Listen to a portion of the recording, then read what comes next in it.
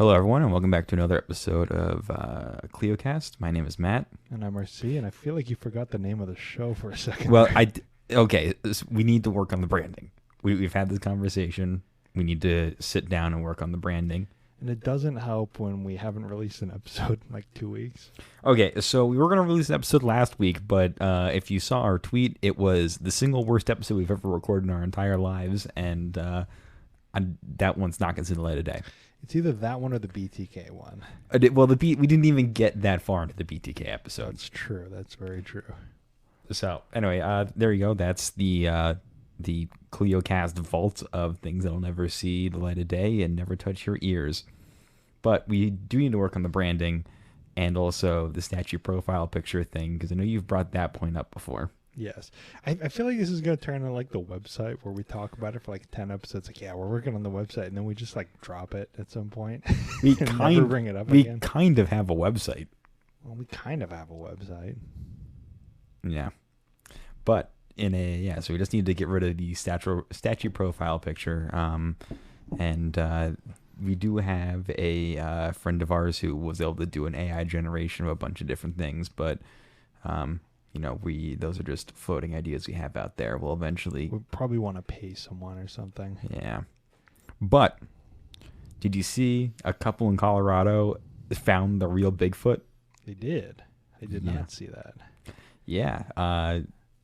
It looks exactly like every other Bigfoot sighting. Oh. Okay. Yeah. It was just a video they didn't like. It was a blurry video of like something that was brown and furry that was humanoid moving across a field. Oh. I got kind of excited there. I was like, oh, did they like bring him into like the Capitol or something? Yeah. Like, hey, here's Bigfoot, everyone. Looked like how the Mexican government found those aliens. Yeah. Could have Bigfoot be the Speaker of the House. That, wouldn't be that bad. Probably not. I mean, is Bigfoot if he exists, if we find him, is he a U.S. citizen? Does he count? I mean, he's like a hominid, right? I mean, it does like an orangutan count as a U.S. citizen? I don't know. Should it?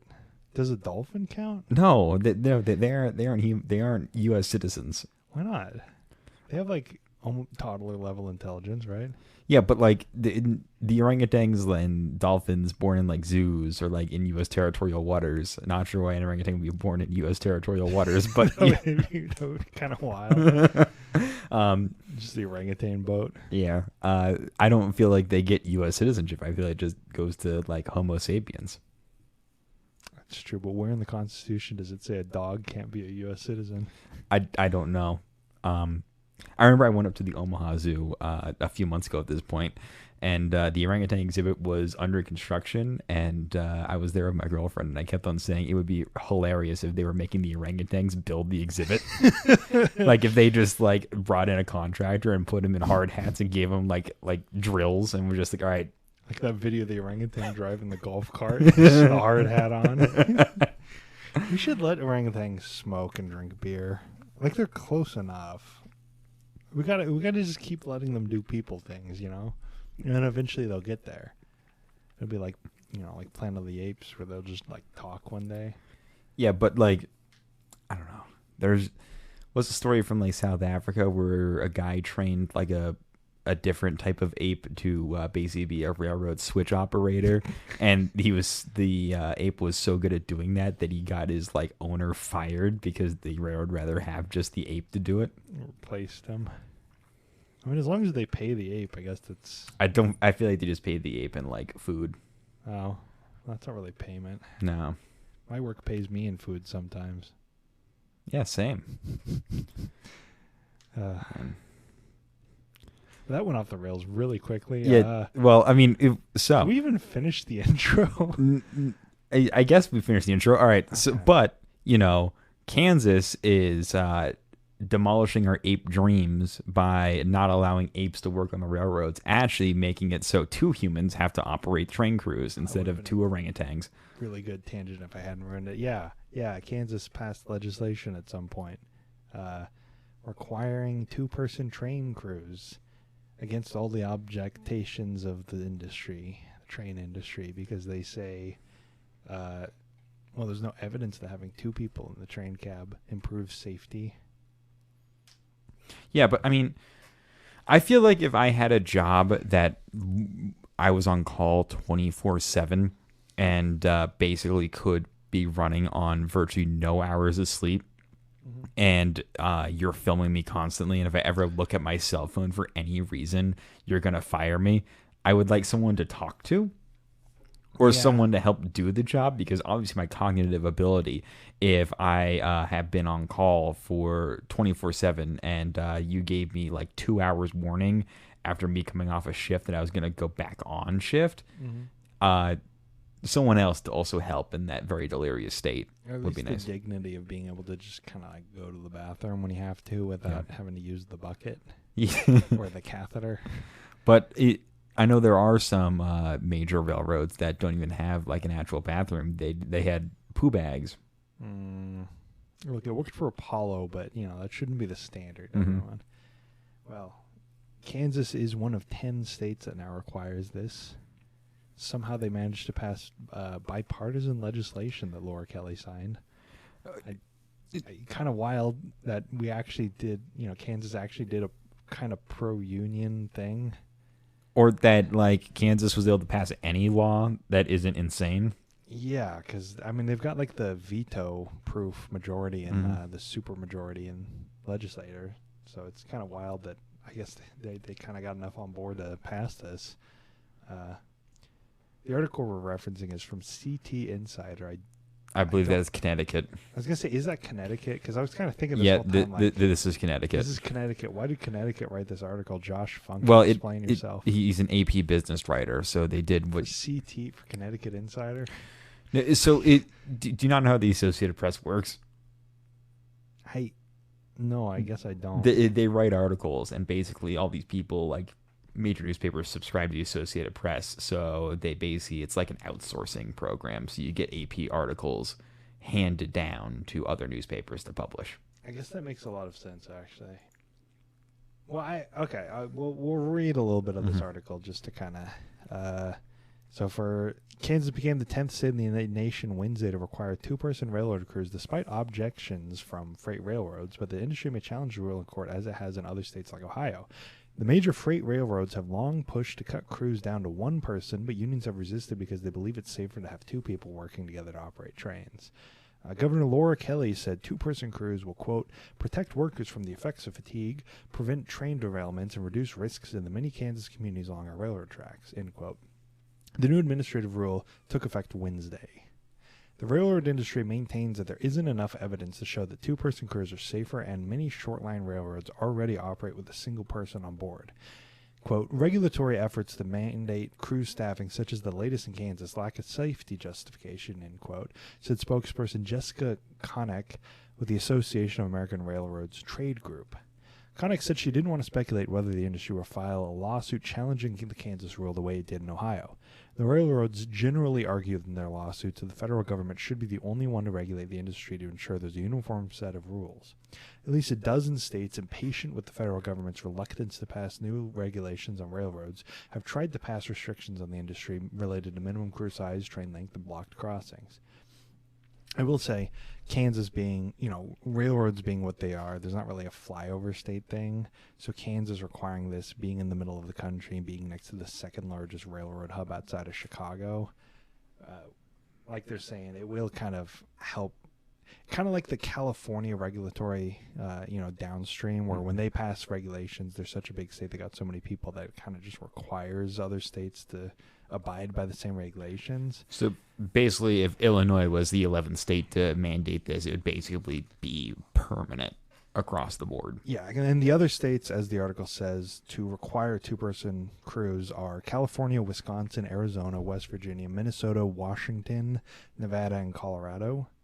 So basically, if you're crossing the country through Colorado and Kansas, you have to have a two-person crew half that way. And then coming from California, some of the largest ports in the world, you don't have to have a two-person crew, presumably in Nevada, Utah, and then you need one in Colorado, Kansas. No, you need to have it in Nevada. So California and Nevada. Okay, so that's pretty much... So you don't need one in Utah, but if you dip into Arizona, you need to have one.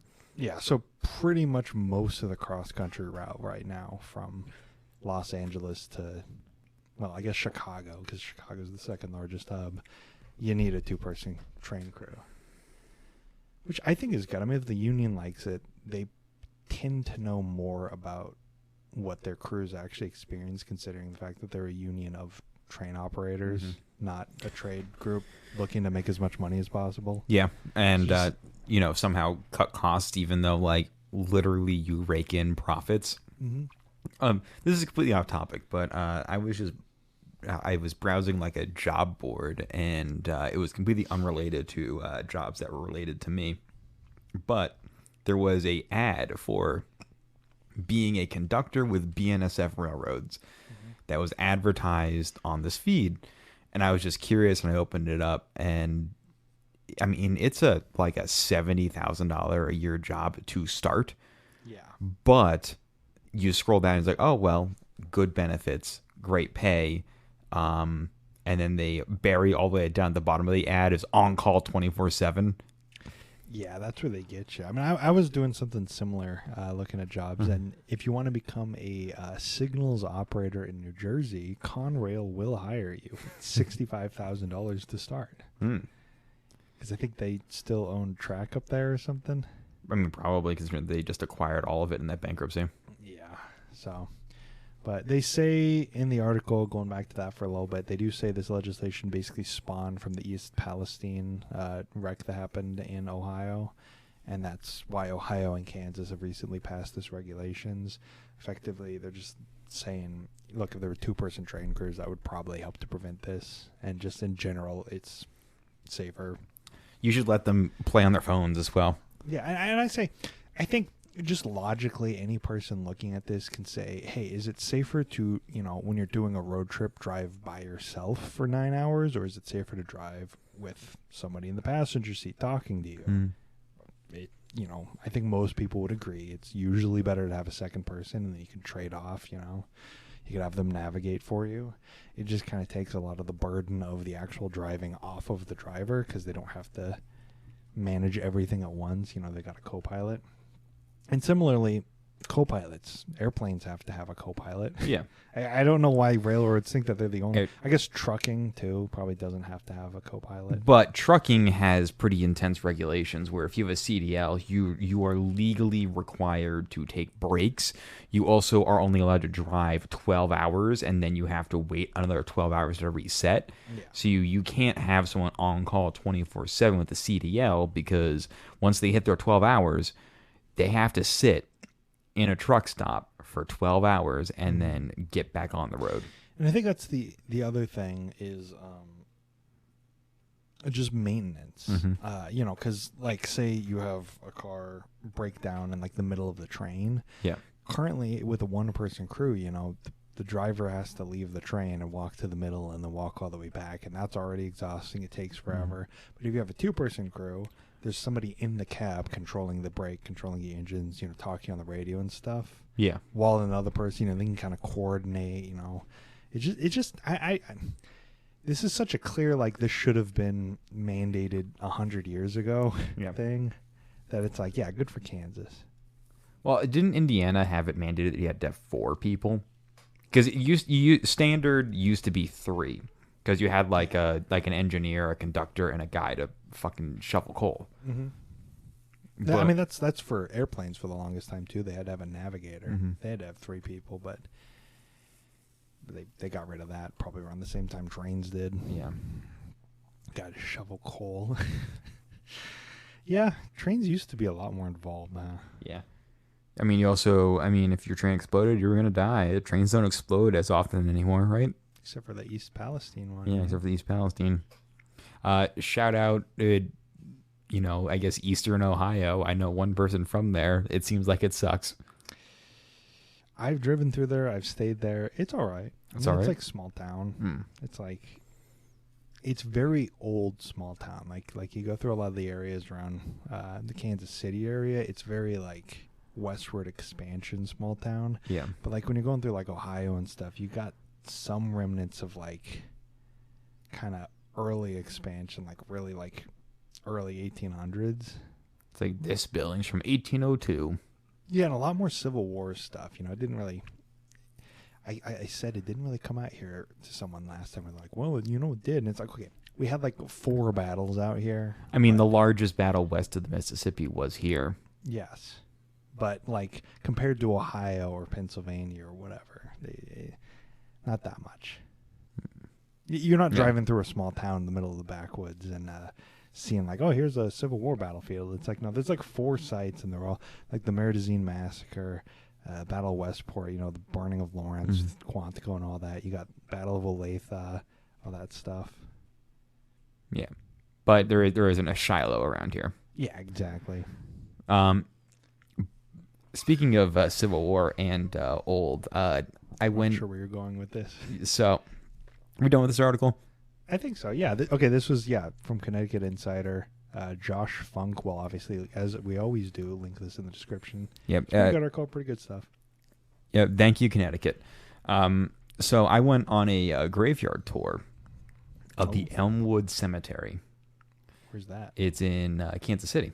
Oh. That's where the Waldo family's buried. Ooh. Yeah, and they 800 graves there are Civil War veterans. So it's really weird because it's honestly a lot of settlers to the Kansas City area in basically post Civil War. Like if you were 16 years old in the Civil War and you're just like, well, fuck it, I just experienced the most traumatic portion of my entire life. What do? I guess I'm going west. And you end up in Kansas City and end up getting a rich selling lumber. Yeah. And then you get buried in a really classy catacomb. Did they have the cool civil they have the war little metal thing in front of it? Some of them did have that. Some of them just had very vintage gravestones for the time. And you could definitely tell the wealth and what trends are popular because it's just hey, here's a guy who is a Civil War veteran. He just has a very standard grave shape, and then a few feet over is another Civil War veteran who has a 20-foot tall obelisk as his stone. And it's just oh, you guys did very differing levels of success in your life, I guess. Yeah. See, the coolest one of those kind of graveyards I've ever been to was in Boston, where you're just kind of walking through it. You see that stuff you'd expect to be Civil War stuff, but it's no, this was. Here's the placard saying, yeah, they were a Boston Massacre victim. Here, this guy was a Boston Tea Party participant. This guy was a signer of the Declaration of Independence. It's oh, that's kind of different. You definitely don't get that here at all. One I saw on this tour was it had looked like it was a modern redo of his gravestone because it was an actual veterans monument. Yeah, they do restorations and stuff. So it was it an Arlington gravestone? It looked like an Arlington gravestone. So I think they just redid it at a certain point because it was probably too far gone. Yeah. And I walked up to it and I was really I did couldn't tell what unit because it was just colonel names, cavalry, and I was like, well, I guess this guy was a part of this colonel's cavalry, and then underneath it said Indian Wars. Oh. And I was like, oh. Ooh. Yeah. Out here in Kansas City? Yeah. Damn. Yeah, we once you get further out west, in Nebraska, I've seen some of those where there was one where we're staying, I think it was not Fort Scott, that's Kansas. Oh God, I don't remember, up north, way northwest Nebraska. And it was you're just kind of going through this exhibit because it used to be basically an open air prison for Native Americans. I think I know what you're saying, and that's where Crazy Horse was executed. That was what I was getting to. Yes. Oh, I'm sorry for blowing the story. Yeah, I was just walking around they got this big field and stuff, and there's all these historical things, and then you just walk up to this big stone circle, and you're reading the placard, and it's yeah, this is the exact spot where Crazy Horse was executed, and it's oh, did not expect that here, huh? Because it was just south of the Black Hills where they and it was the prison where they had kind of escaped from and ridden up to the Black Hills to kind of do their big thing that happened. I'm drawing a complete blank on the name of it. Yeah, I don't know. You were up there for your fiance's family reunion, and you all got really loaded. Yeah. Busch Light, man. You don't even drink beer. I don't drink beer now, but they do. They drink a lot of Busch Light. Yeah, but It was a fun tour until it started getting dark, and then I got all like superstitious about like the spirits in a graveyard and panicked and left. Oh, you're superstitious like that? Yeah. I grew up going to graveyards because my mom does like a lot of genealogy, so I spent a lot of my childhoods just going to random graveyards and stuff. So I guess I'm not that afraid anymore. It's fine during the day, but the at night, especially in like one that like has a bunch of fancy like tombs, we'll have to go another time when it's daylight, and I'll show you because it's classy, but classy in the really creepy way. Yeah. So we just last tangent. My family went to Yellowstone like 10 years ago. I don't remember where we were, but I'm gonna say where we were, so you can probably look it up. We stopped at one point because my mom, like kind of history tour, genealogy, really curious. Yeah. At Sacagawea's grave, which is like a pretty big tomb. I don't know where it was because I was like 10 and I was not paying attention. I was playing Age of Empires 2 on the laptop in the car because I'm cool. But yeah, we were looking at that, and it's just like, oh yeah, here it is, just like in a field in the middle of, I have to assume, like, it's somewhere in like Nebraska or Wyoming or something. Like, we had to have been around there. And then just a bunch of guys just kind of showed up outside of the cemetery in a pickup truck, and they were just kind of like sitting in the back. I mean, like, we were on a reservation and stuff, and it's just like, okay, yeah, they're very clearly just trying to make sure we don't like pull anything or whatever. But we were just being like touristy. It was just kind of cool. It's like, yeah, that's the guys, the natives in cool shades, just pulling up like, okay, I'm gonna watch you guys. Man, that the only like really Western like vacation in like that isn't like California that my family went on is we went to South Dakota once to go see Mount Rushmore. To South Dakota. Yeah. Did we talk about that in the Corn Palace? Yeah, one? the Corn Palace one. And we didn't go to the Corn Palace. Went to Wall Drug, which was really lame. Wall Drug. And so, what is it? Yeah, it's in the middle of Wyoming. Yeah, I looked it up. It's in the Wind River Reservation in the middle of Wyoming. The Sacagawea's gravesite. That's cool. That is cool. Anyways. My parents not really familiar with stuff west of the Mississippi, as do people who grew up in like around the New York City area. Also not into motorcycles. Scheduled their family vacation to stay in a Holiday Inn in Sturgis, South Dakota, on the Sturgis Motorcycle Rally.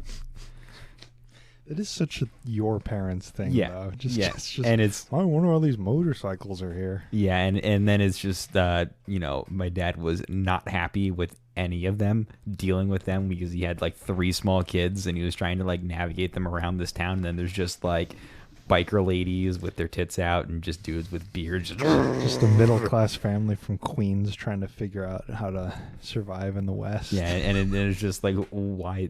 And obviously, like with small kids, they're very like prone to like, crying when there's a lot of stimulation around you. Yeah. So it's just like, it's just my dad handling 3 small kids with just motorcycle guys driving around. Sounds like a fun time. It was. See, my only exposure to the Sturgis motorcycle thing is just I just remember when everybody got exposed to COVID during the one in 2020 that they didn't cancel for some reason. And it's like, yeah, like the largest super. Well, no, it's outdoors, and it's like, okay, yeah, but you guys are all like right next to each other. And they just like, I just remember that. Yeah.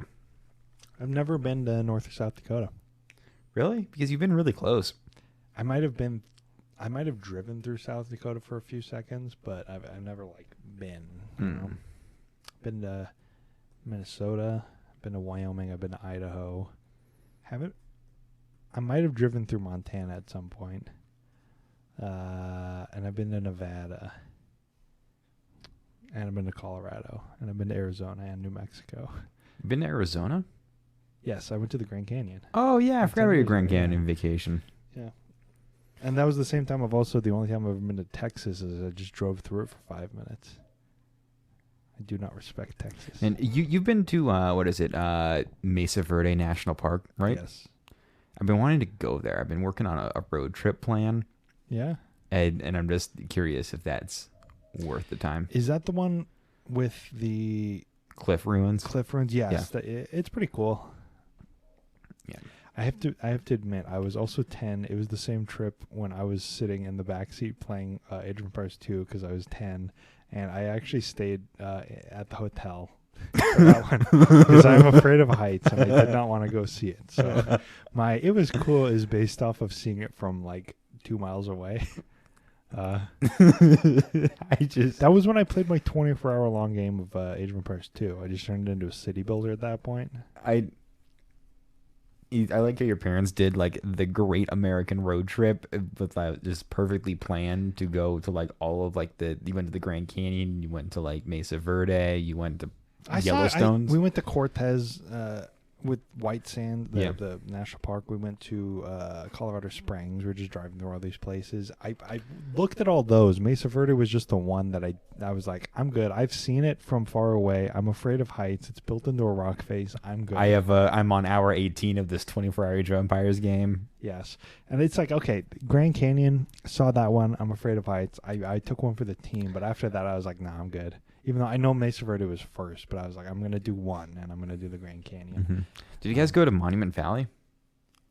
I don't think so. Oh. I was not drawing up anything. We went to the big desert one in Colorado. See, that's the thing is my family always did the big like road trips to Florida or the road trips to Wyoming. Mm-hmm. We were always doing like outdoor stuff, which I guess is good. But in my old age, I'm realizing it's like, man, I've never been to like any actual like cities. Like I went to Chicago once, and it's like, wow, I have never really been to any cities outside of like Kansas City or, like Miami. You went to Chicago, and you're probably going to go to Chicago again instead of going to a different city. Well, because Chicago's really cheap. Have you ever like priced out not staying with your grandparents, going to New York or something? Like, have you ever priced out going there as a tourist and staying in a hotel? Because it's like really expensive. No. And same with like DC and all that, compared to Chicago, where you can get a train ride from here to there for like $200 round trip. So it's like cheaper than a plane. Did I say train ticket? Yeah, you did say train ticket, which is a great transition to our St. Louis Post-Dispatch article. I know what I'm doing. Oh. This one is from Kurt Erickson. Do you want to read this one, or do you want me to read it? Missouri transportation officials seek federal aid for expansion of Amtrak. Jefferson City state transportation officials are asking for $76 million in federal funding to expand passenger rail service in Missouri. In documents submitted earlier this month to Governor Mike Parson, the Missouri Department of Transportation wants the Republican governor to include a financial request in his January budget proposal as a way to add another daily round-trip option on the Missouri's River Runner between St. Louis and Kansas City. Fun fact, I just did some pricing up for that one to go to St. Louis this weekend. The morning train is... when I priced up last night, is just like 85 to 90% full.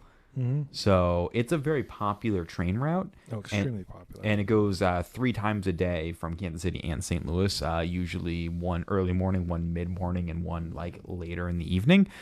But a fourth trip could possibly open up a mid-afternoon trip or a really late evening trip. See, as we're getting into trip scheduling, I just like to throw my 2 cents in, and we need like a direct line from Kansas City to Chicago. We need like a night owl train because it's a 7-hour trip. Yeah. But if we did it like it leaves at 10 o'clock. Isn't that the 9 o'clock Southwest Chief?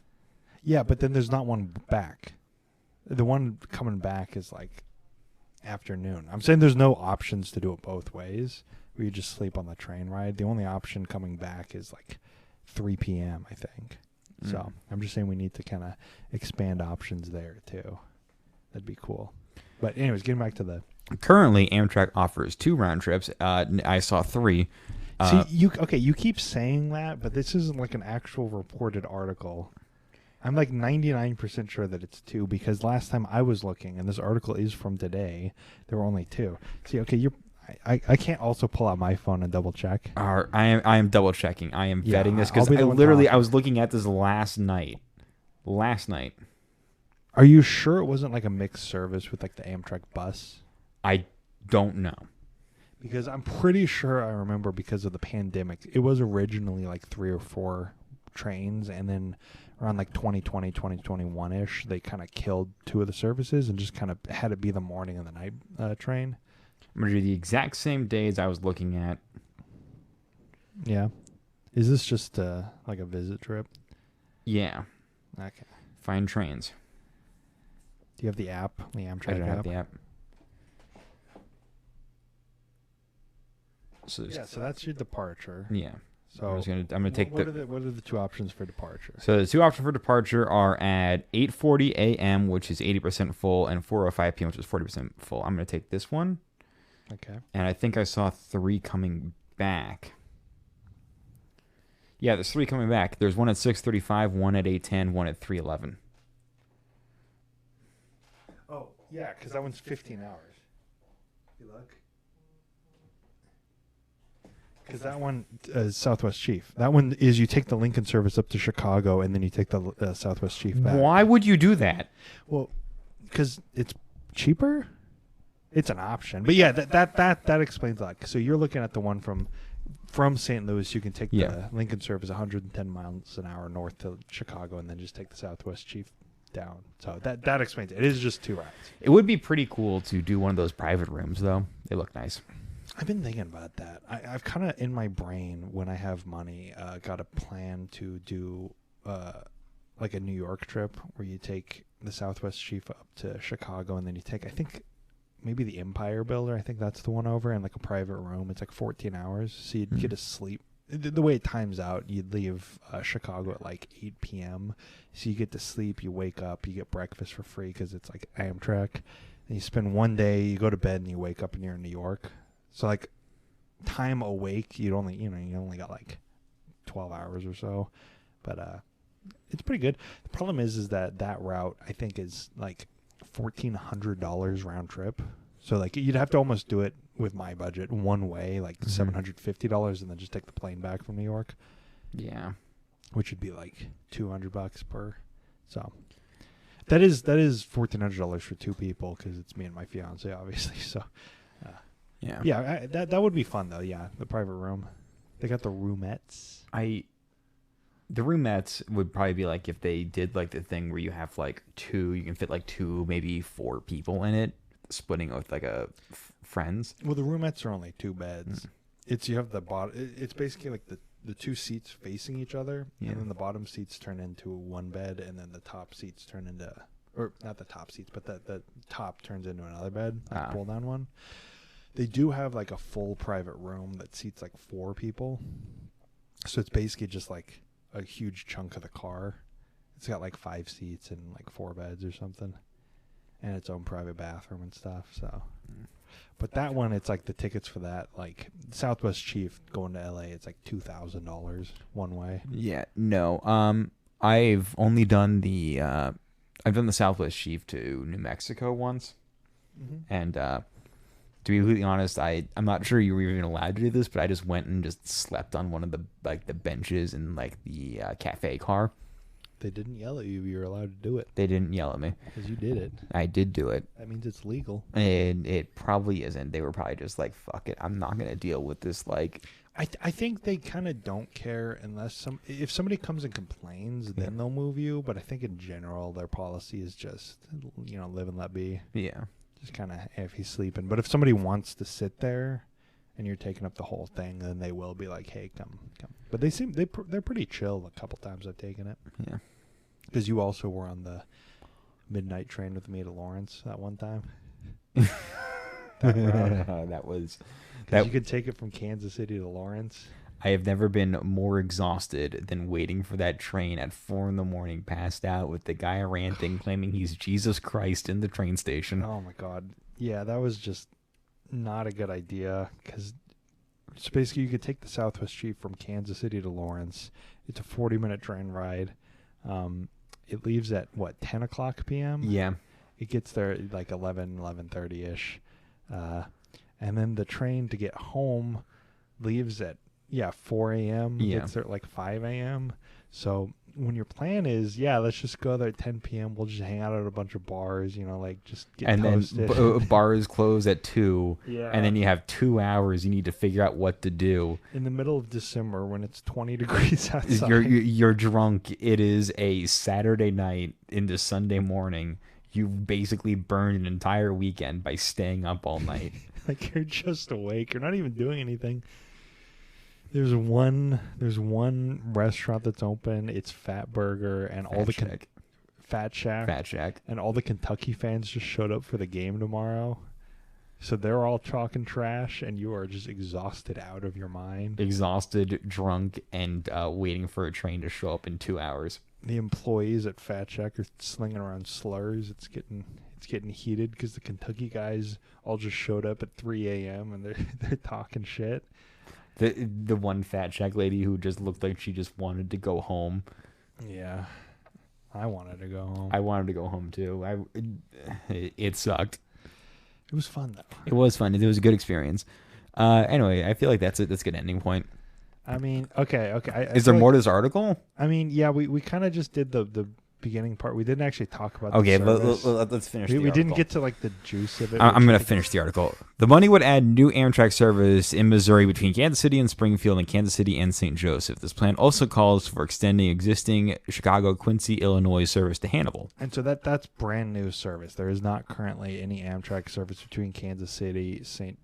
Joseph, and Kansas City and Springfield. So if that goes through, that is like 2 brand new routes that do not currently exist, that are not currently on the Amtrak proposal plan. I want to go to Springfield to get the Chinese food. I heard it's good. Yeah, and because that's a state-to-state plan, Amtrak can't actually do that alone. Yeah. They can only do the interstate plan. So you see that big like Amtrak map that goes around that's like all the new cool routes. Those are all interstate, if you'll notice, because they have to partner with them. So this is just the government of Missouri generating new intercity routes like the Missouri River Runner, which they have to come up with. So, like, if Kansas were to want to do something like between Topeka and Manhattan, they would have to come to Amtrak and be like, hey, we want to do that. Whereas the Heartland Flyer between the extension from Oklahoma City to Wichita, Amtrak is able to facilitate that themselves because it's between 2 different states. So. Yeah. Anyways, that was just a little tangent.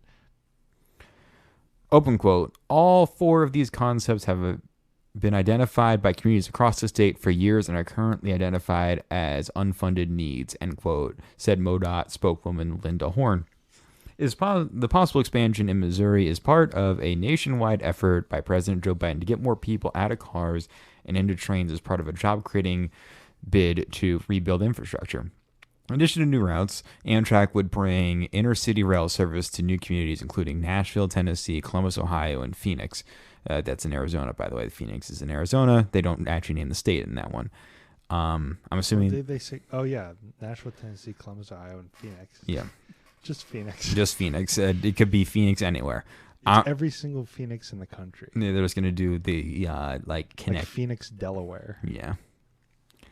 Just connect it all like you should connect all Gainesvilles. Yes, the Gainesville Rapid Transit System. Some money sought by MoDOT would be used to hire a consultant to begin preliminary studies for potential future lines. Open quote, this is very preliminary and just a request for funds to study an unfunded need, end quote, Horn said.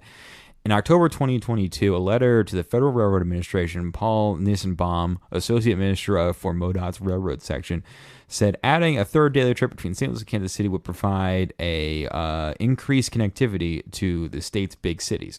River Runner makes 8 stops between its 2 runs, including Kirkwood, Washington, Herman, and Jefferson City. Adding a stop in Hannibal would provide passenger rail service to a tourism-dependent region of the state, and he wrote beginning a line to Springfield would provide rail service to Missouri's 3rd largest metro area. The region of southwest Missouri is not served by passenger rail, Nissenbaum wrote. The closest Amtrak station is currently more than 100 miles away. In addition, MoDOT said it's interested in partnering with Minnesota and Iowa in a potential north-south corridor linking Kansas City with Des Moines, Minneapolis, and you're opening an article. Oh, you opened it on a different tab. The push comes... I panicked and was talking. I middle mouse clicked. I know how to play ball. The push comes as state legislators haven't always been supportive of passenger rail service on the River Runner line. In 2021, Amtrak, one of its daily trips between St. Louis and Kansas City, was cut in response to lack of funding from the state. Ridership in the line was affected by the pandemic in 2019, flooding in the Missouri River. Typically, it is estimated that 170,000 people ride the route, but service cuts and COVID-19 restriction reduced that number to about 86,000 in 2020 and another 77,200 in 2021.